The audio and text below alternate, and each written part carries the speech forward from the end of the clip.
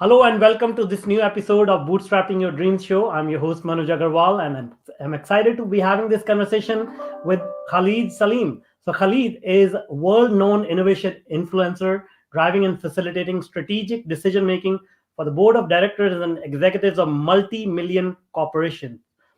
Khalif is Chief Digital Officer, SVP at TBC Corporation, overseeing digital transformation across a $5 billion portfolio of the tire and automotive services for B2C and B2B channels.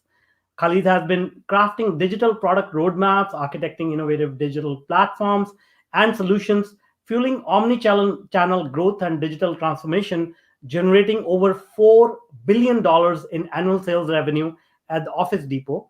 Khalid implemented and established cloud-based, robust, and scalable platforms for online copy and print businesses, expanding them across B2B channels, enabling an enhanced customer experience and generating over 30% year-over-year sales growth while reducing the development and support costs by as much as 40%.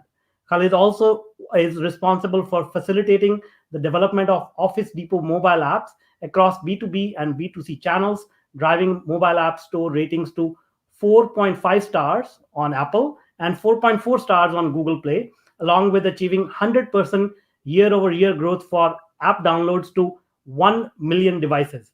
Alongside these, Khalid has also served as a technical expert and liaison for the digital marketing team, recommending building technology solutions practices that help improve SEO and increase return on advertising spend.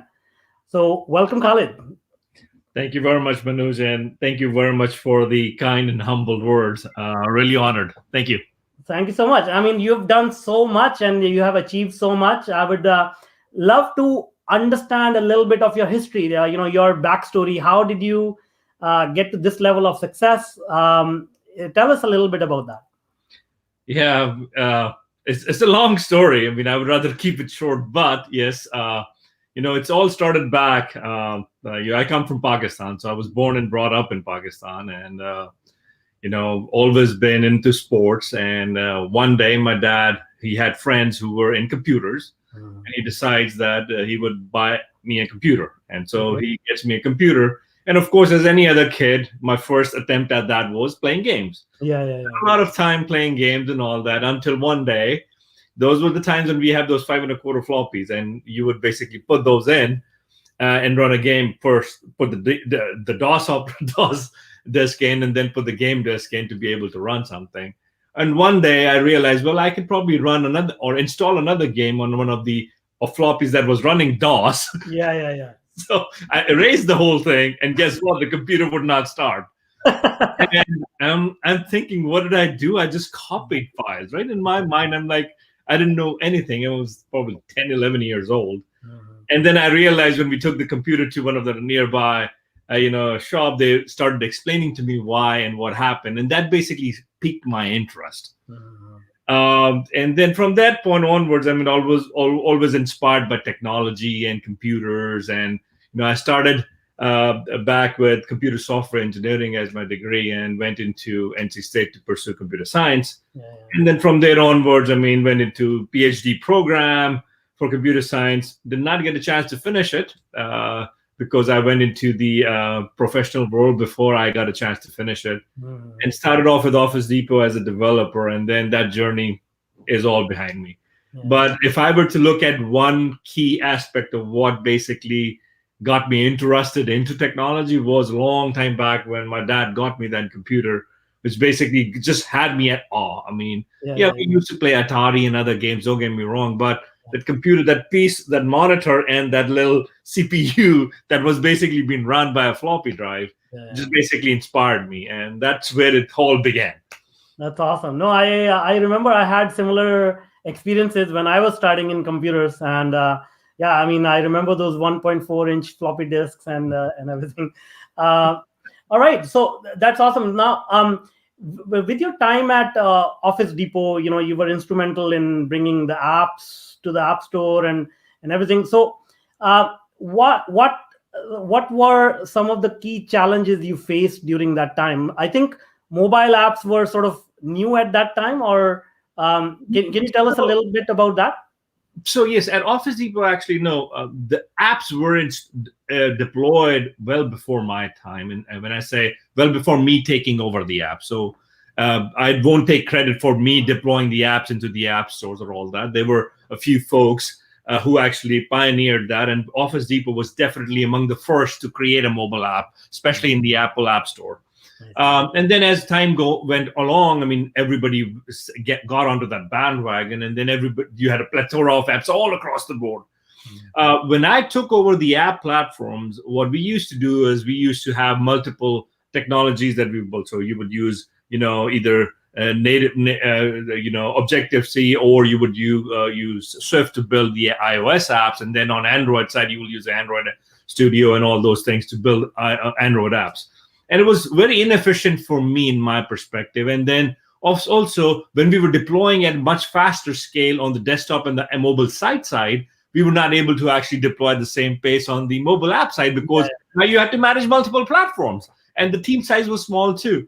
So what we started doing was we started looking into making it more efficient, and we picked up React Native. And many analysts that we interviewed, actually, they say that's a foolish move, that you are going to a hybrid platform.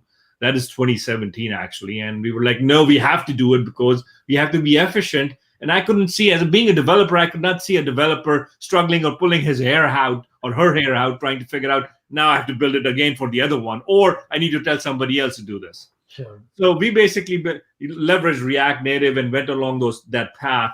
What we were able to achieve was about 85% code, to be the same across the two platforms. So 85% of the time, developers were building one time and reusing across the two. Now, there are, of course, native nuances, native differences, native libraries, how you compile them are different, but that is one time, right? One time deal. After that, everything is pretty much the same. So 85 to 86% of the code base were exactly the same. And the team that used to be basically the laggards in deploying the mobile applications, they become the fastest. Anything that we were trying to launch, actually, they were the first one to deploy, because they were so nimble and they were so efficient. They could deploy and finish their changes in a matter of days, in a matter of weeks versus months. Nice. And with that pivot, a partner of mine, a colleague of mine who was in the product side, he joined the team, and we partnered to actually revamp the code, completely revamp the whole infrastructure with that React Native. But on top of that, basically redesign the look and feel of the app, because our goal was, let's bring in with the new value of the platform that brings in the customer experience at the palm of your hand, makes sure that for loyalty, this becomes your best companion, best buddy. And started building enhancements, experiences that basically were focused on driving the overall ratings of the apps. So it used to be. So with that, what we did is we first launched the new platform, and then behind the scenes, we started building or enhancing the customer experience on a sprint by sprint basis. Right. So every 2 sprints, every 2 weeks, we would basically deploy new enhancement, new features. We did not go gung-ho. We were intentionally incremental, because many times you make a change, across the board, everything has been changed, and customers are like, what the hell has happened? Here, we went intentionally incremental. A page, 2 pages, 3 pages, 3 features, 4 features, which gave customers a feel of new things are coming in, and they were able to see it. They are able to leverage them more often before what they used to do in the past. And those are the key features which basically helped us get our ratings from a 3.4 to 3.5 stars that were accumulated over the last 6-7 years to like 4.5 to 4.6 stars in a matter of 6 months. Wow. So because we focused on customer experience, we engaged with the feedback. A few of our team members would actually respond to every single feedback that would come in daily. So we became anal basically about customer experience, and we ensured that if any customer complaint comes in, we tackle it, address it, and we went back to the customer. So many times what happened is a 1-star rating converted into a 5-star rating because we went back to the customer. Nice. That was great. That's great. I was going to ask a follow-up question exactly about ratings, because a lot of entrepreneurs, they have mobile apps for their businesses, and the key thing is ratings, because if the rating is low, even if the app is good, people generally just don't download it. So that's great. Focusing on user experience and And I really like the idea of building it incrementally, because a lot of people, they just go all in thinking that their idea is the best idea, whereas the public may not really, you Mhm. know, agree with that. So your approach is uh, very well implemented. So Thank you. now, going from, you did work on B2B side and B2C side. uh, Again, many corporations have either a singular focus like B2B or B2C. How did you manage to balance the emphasis on these two different segments of the business? It's a great question, Manoj. I think I give credit actually back to one of my managers at that time who basically saw that, okay, I can go into the managerial role.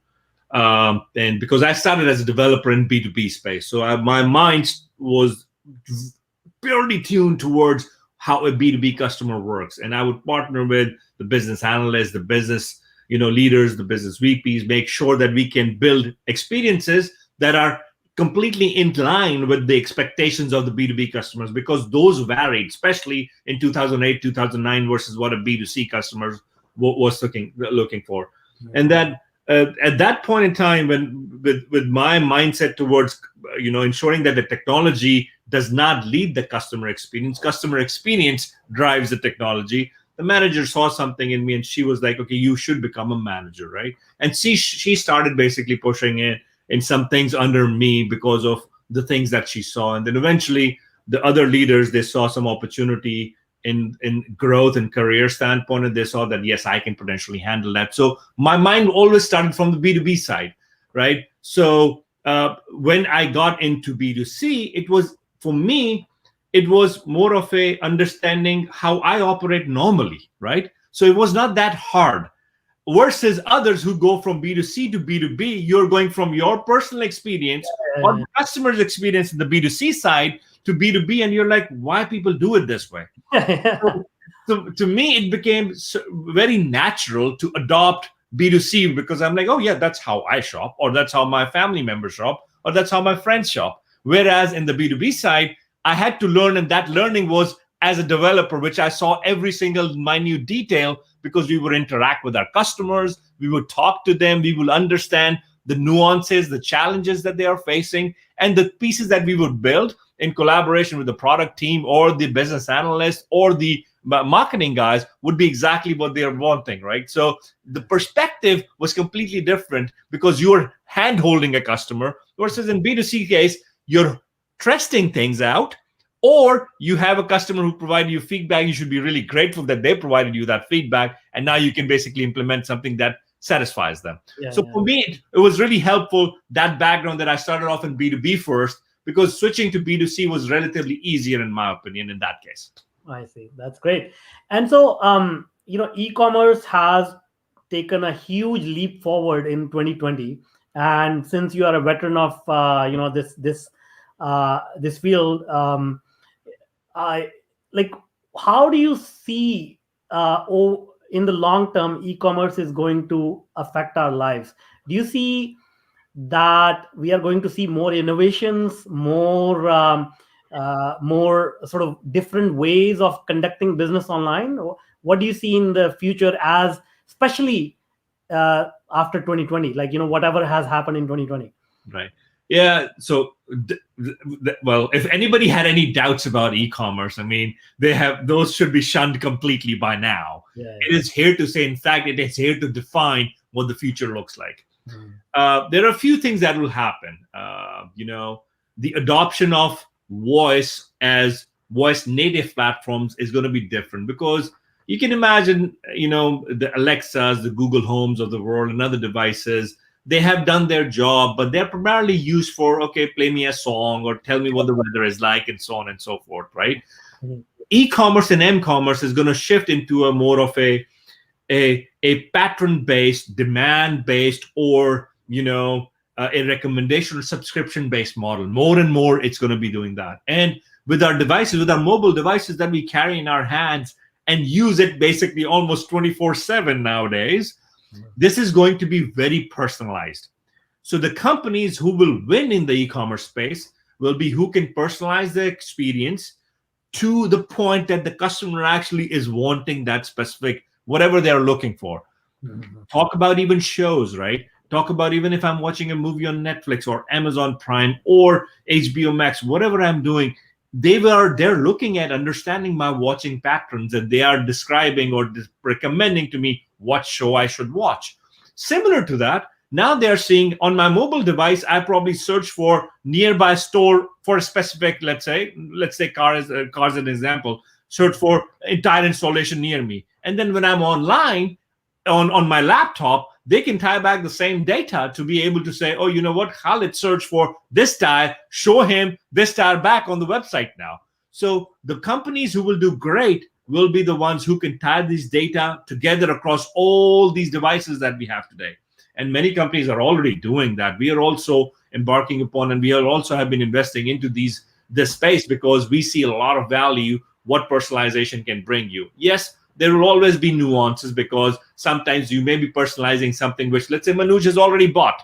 Yes, get that. But there will be a time, it's not that far, where you will be able to predict what Manoj is going to buy and not worry about what he has already bought because your data will be so great. That's where true AI will come into play.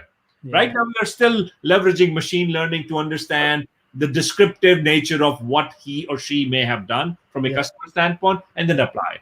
So e-commerce is here to stay. In fact, the overall ecosystem will rely more and more about technology, more and more on technology, and mobile is going to be at the forefront of that. Now, it may change that they may start connecting it with your mind. Your brain may start thinking it and maybe placing orders through the mobile device that you carry or the watch that you may have, or just through voice. The patterns may shift, but e-commerce is going to change the world completely, continuing forward as they're doing it today. Awesome. So it sounds like the role of AI will become even greater in this world. At the same time, there will be more concerns about security and privacy. So these, obviously AI, we can talk about that later. What are your concerns about privacy and security? Because here is what I notice, especially being a person from technology background, understanding security. What I find is typically executives, decision makers, CEOs in the boardroom, they don't really have a very good idea about what security means, but they use it as a weapon to either forward their agenda. No, it needs to be secure, or stop something from happening. Oh, no, we cannot do that because it needs to be secure. What is your take on that? So I'll take these two and separately. So security and privacy, I think in my mind they're two separate things. By the way, yeah, of course. However, I'll take privacy first. So privacy, I think it is very subjective. Okay, when I say subjective in the mind of consumer, exactly, not in the mind of the business owner or business, or a business, in the mind of a customer, and it varies. And think about, and that's why I want to repeat, think about the generation that is going to be coming into the business in the next 3, 4, 5, 7 years. They are the kids who are graduating from college, or they are going to be graduating from high school now, going into college. Look at their perception of privacy. And that is the definition of what privacy is going to be in the near future. Yes, there will be scenarios where people would like certain things that they do, they want to be private and not openly available in public.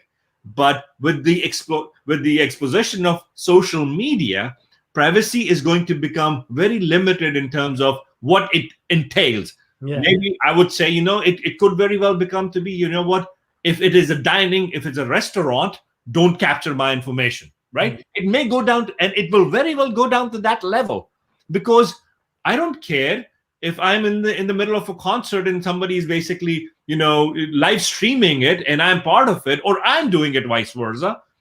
Nobody cares, right? So those things are going to become very subjective based off of what consumer demands and consumer patterns and shifts are. And I believe it go down to a point where, similar to the California law that was passed, they give you the ability now. They in fact ask you the ability to, you want to disable X amount of cookies or you want to disable everything, right? So that is just the beginning. It's going to become it's going to be very fine grained. It's going to be very much along the lines of, okay, you want yourself to be tracked if you're at a dining location, and you don't want yourself to be tracked when you're driving, right? And vice versa. And Google is already actually doing some of this in their devices, and Apple is also doing that. So this is exactly where privacy is going to go. The privacy concept that we have today is everything that I do is private is going to change. And frankly, if you ask me, I don't really care what Google knows about me, as long as it does not look into what is in my bank account or what is happening with my family personally, right?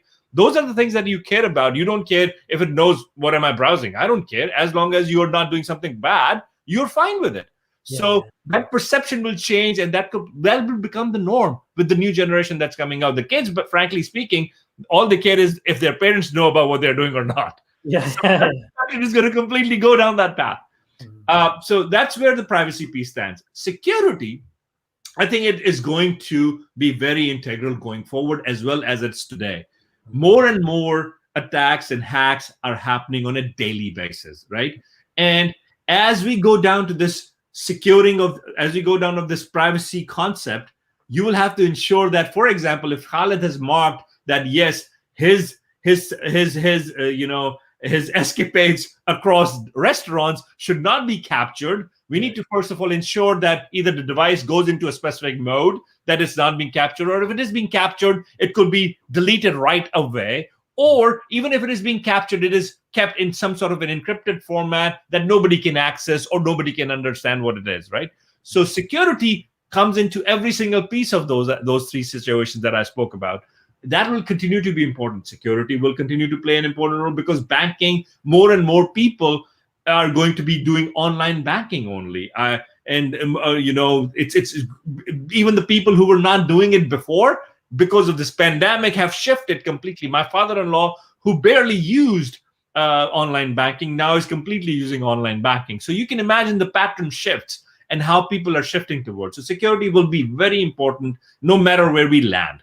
The concept of privacy is going to be different, versus security is going to continue to be important, because you have to keep yourself secure from bad, or malicious people, as well as attackers that are norm these days. That's and yes, to your point that you mentioned, that sometimes at the executive level we use that as an excuse. I think the best way to approach is, when you are building a concept or a model, you bring in both the perspective to say, you know what, yes, this will be either secure, and if it cannot be secure, let us do a pilot that basically tests this out, right? Privacy is always important, but you can say, you know what, let us, as long as there are no legal implications, let us do a pilot and test it out with a smaller market or smaller customer segment to see what they believe. And that lines very well with, what Bezos says, or he believes in, is disagree but commit. Because at executive level, you can always have a disagreement about an idea. But you're not at the ground level. So commit with the team and say, okay, go with it and bring me back the proof that you can do great. And if you do great, guess what? I was wrong and the company did awesome. And if you did not do well, we learned something good. That's awesome. That's great. No, I bring up that point just because it's an esoteric topic, and it becomes, in many debates, this security and privacy has become like a central point. Even if we talk about if we listen to the news, there's a lot of chatter about security and privacy. I laugh because the same people who are concerned about privacy, they have no qualms about using free Wi-Fi at Starbucks or at the airport, not knowing that their entire data is being collected by somebody. So it's a matter of convenience right now. But anyway, moving on. So you mentioned personalization in e-commerce, and absolutely agree that this trend started by giants like Amazon and others to really understand the customer and customize the experience for them is helpful in selling. But what about the small entrepreneurs, startups, or people who do not have the expertise, who do not have the infrastructure or the investment to implement these complex systems to personalize that? Where do they go? What advice do you have for them? So Manoj, and it's already happening. I mean, the Shopify's, the Big C's, the platforms of the world are already allowing the small businesses to go online really quickly. And they have They have plugins, they have partners, they have capabilities that are available to have these small and medium-sized businesses launch at a scale which, if they were to just do it themselves or build it themselves, will take them ages, right? They have tools already out there. My recommendation to anyone who's looking into building something from scratch is, instead of start building something from scratch, if you are just trying to sell something, right? If you're building a platform, that's a different story. But if you're trying to just sell a product that whether you're acquiring from somewhere else, let's say shipping over from China, India, Pakistan, wherever it is, or you're basically building in the US and trying to sell it, you can launch with one of these platforms very simply, very easily. And the best part with these platforms these days is they integrate straight into Amazon and other marketplaces. So not only you basically get the ability to drive customers to your own website with 1 or 2 or 3 or 4 clicks, you can publish the same product to these marketplaces. So you would expand. In the past, where I would create a website and now I'm waiting for customers to come to me, spend paid search money, spend a lot of marketing dollars trying to get customers to me, I can launch my product and then push it into Amazon and other places where that can be easily accessible by the customers, right? So as a small business owner, the technology has enabled me to basically reach a much bigger audience that I had access to before. You just need to partner with the right folks. I mean, even Squared, even BigCommerce, Shopify, all of these platforms allow you to do so. So if you're trying to build something from scratch, don't forget what these platforms offer and go incremental. Build it as a start. See what it does for you.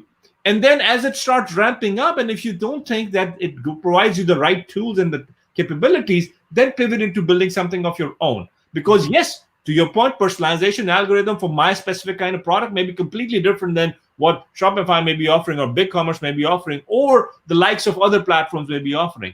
But until I know that I have customer base, what is the point of building something when I'm going to invest 2 years and somebody else is going to come up with it? Exactly. So focus, build incrementally, launch your business, launch your product, get your product out, and then start behind the scenes, build in infrastructure.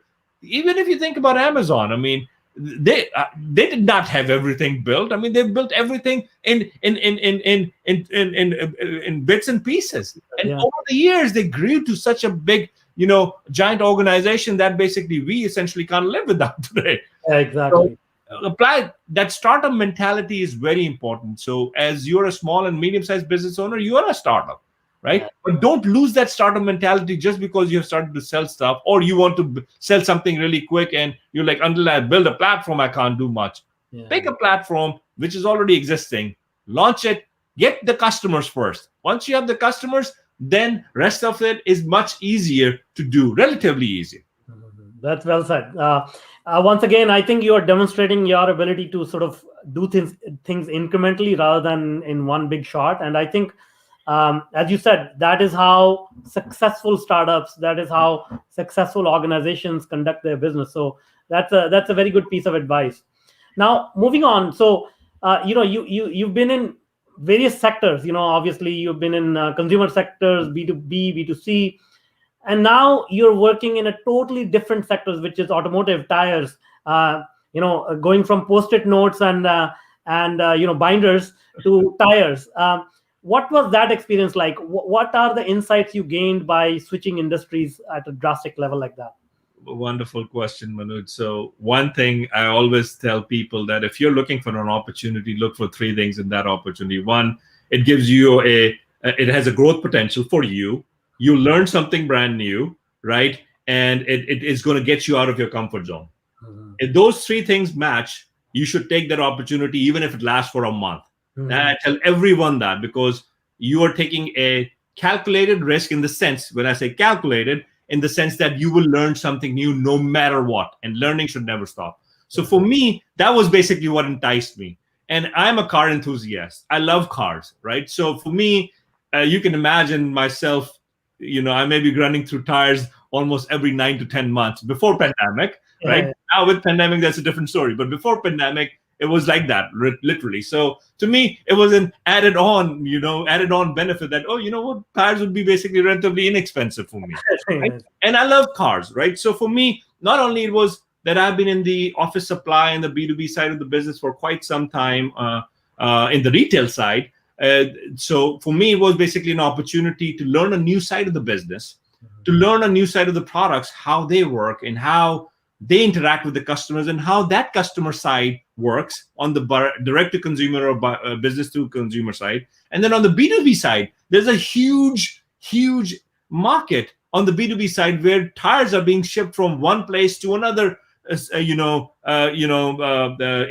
or another, automotive service provider, right? I mean, as an example, we provide tires to pretty much everybody across the US, right? We as a B2B tire provider. So to me, it was learning this new experience and be able to leverage technology and digital experiences to enhance the overall customer journey and driving value for the business as well as our customers. So that's what enticed me and got me into it. And it definitely, all those three things that I spoke about earlier, it fit the bill right there. And I was like, let's take this. Why not? And it's been an awesome journey so far. Team has been phenomenal, and I'm blessed that we are doing some crazy and amazing stuff, and look forward to continue driving that. That's great. Yeah, I mean, those are really good points. Especially the one, the last third point that you said, which is it should get you outside of your comfort zone, because growth happens outside of your comfort zone. If you stay comfortable, I don't think you'll experience much growth, isn't it? Yeah, indeed. Absolutely. And so, what do you see in terms of the automotive sector? Because even the automotive sector is going through a huge change right now. As you said, we haven't been driving a lot. I mean, those of us who have been working from home, even industries like airlines have been affected. Electric cars are taking over, or automated driving is becoming mainstream. So being a car lover and being from that industry, what are the long-term trends you're seeing in this industry? Yeah, there are quite a few. I think one is many folks may say that EVs are probably short-lived. I am a strong disbeliever of that statement. EVs are going to be the future. And in fact, GM just made a mandate that by 2035, they won't even have an ICE vehicle, actually. So no more ICEs. You can imagine like a company like GM making such a bold statement. Whether they get to it or not, that's a different story. But it's a huge initiative that they're moving towards, right? And I'm sure they will be driving towards that. So that is going to be the future. There's no doubting that. Human mindset is going to move towards that. So that's one in the automotive space. So then secondly, that comes into play is, self-driving vehicles, right? Self-driven vehicles. And this is going to become the norm. Nowadays, there are still many mandates where, yes, your car can drive itself, but you still have to put your hand on the steering wheel or on the bottom of the steering wheel and so on and so forth. But with the utilization of more and more cars coming on the roads with these kind of technologies, the self-driven vehicles are going to be the norm. Mm-hmm. And it's not going to be that far off where people will be like, I will tell you, if I'm going to work or anywhere else, and if I can sit back in the car and I can do my work, great. Yes, that's a different story. If I'm on a racetrack, that's a total different ballgame. Yeah. But that is going to be the norm. People will do that. So AI is going to become mainstream in that space. It's already, if there's one industry where AI is doing great in the commercial side is this space, in the automotive space. The only other industry I say is defense, where AI is totally taking over many things. But automotive space, AI is taking many opportunities, making many more opportunities possible. And self-driven vehicles is one of the things that they have done. Tesla and all these other vehicles, even GM with the Cadillac, new Cadillac Escalade that they are launching, it has a lot of self-driven capabilities, right? So that will continue to stay, and that's where the technology is going to basically start merging the pieces, where these vehicles can communicate to each other. Yeah. And so the concerns about, a vehicle may hit something, a vehicle may do something, a vehicle may inadvertently not see something that's in front of it, because of the vehicles can communicate to each other, are going to subside, right? And so that vehicle-to-vehicle communication is going to be key. The automotive companies, I foresee in the future, they will be many automotive companies are already partnering together, by the way. I mean, it's not out of the norm. I mean, Apple is partnering with Kia right now to look into what they could be building. BMW, I know, has partnered in the past with Tesla and others, right? So it's not going to be that people are not going to partner. More and more partnerships are going to happen, and the data usage, the usage of data across these manufacturers is going to be becoming just the norm. Everyone is going to be like, share my data.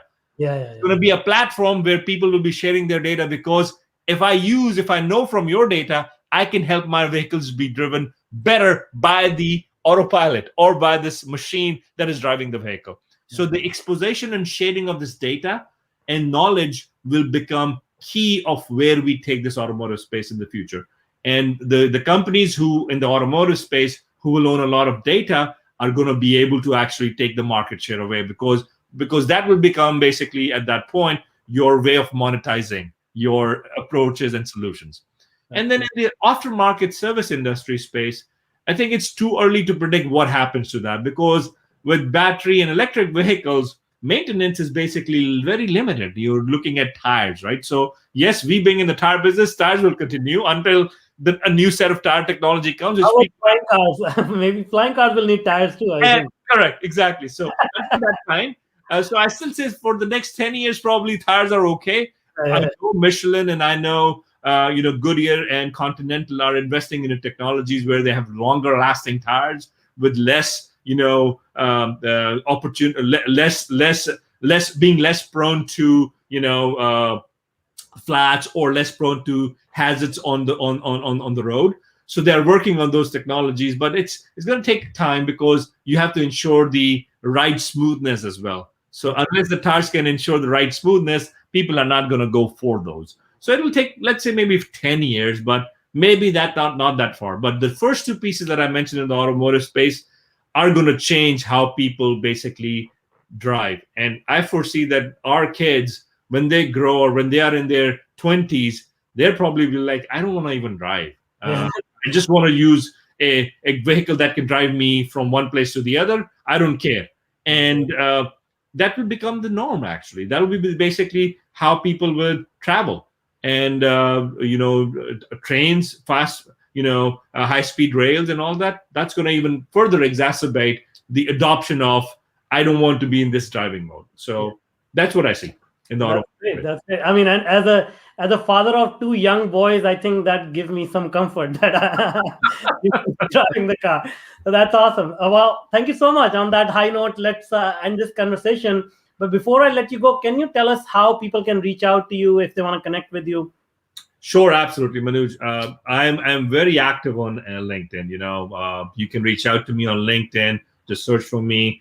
Anytime you need an advice, anytime you need any thoughts that you would like to talk about or share with me or brainstorm an idea, I'll be more than happy to. As leaders, the one thing that we can provide to our communities around us and individuals who are trying to grow in their professional careers is advice and give them thought processes or guide them. Those are the two things we can provide from a time perspective.